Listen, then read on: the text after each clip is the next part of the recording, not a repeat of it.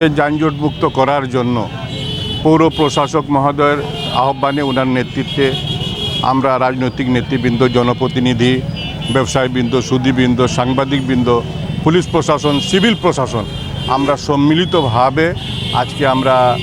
এটা উদ্যোগ নিয়েছি এবং ব্যবসায়ী মহল ওনারা আমাদেরকে সর্বতোভাবে সহযোগিতা করেছে।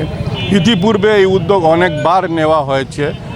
যানজট কিছুটা মুক্ত হয়েছে, ফুটপাত মুক্ত হয়েছে, কিন্তু দেখা গেছে একদিন পর 2 দিন পর সেই আগের অবস্থা হয়ে যায়। আমরা আশা করব আজকে আমরা যেহেতু ব্যবসায়ী নেতৃবৃন্দ আমাদের সঙ্গে আসেন, আমরা মনে করি ব্যবসায়ীরা তাদের নিজ স্বার্থে এবং সৈয়দপুরের বৃহত্তর স্বার্থে ফুটপাত মুক্ত করব আমরা এবং যানজট মুক্ত যেন সৈয়দপুর শহর হয়। কারণ যানজট মুক্ত সৈয়দপুর শহর যদি আমরা গড়তে না পারি বা সহনীয় পর্যায়ে যদি আমরা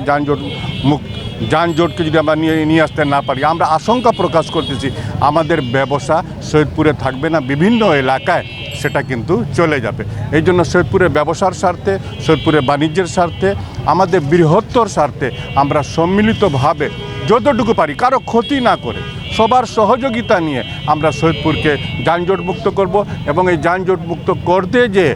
আমাদের পুলিশ প্রশাসন, আমাদের পৌর প্রশাসন আমাদের কাছ থেকে যতটুকু সহযোগিতা চাইবেন, আমরা রাজনৈতিক নেতৃবৃন্দ এবং সৈয়দপুরের সচেতন নাগরিক হিসাবে আমরা ব্যবসায়ী মহলকে সঙ্গে নিয়ে আমরা ইনশাআল্লাহ তাদেরকে সহযোগিতা করব এবং আমরা মনে করি আমরা যদি সম্মিলিতভাবে কাজ করি আমাদের সৈয়দপুর শহরকে আমরা মডেল শহর, আধুনিক শহর, বাণিজ্যের শহর, শিক্ষার শহর হিসাবে আমরা গড়ে তুলতে পারবো ইনশাআল্লাহ।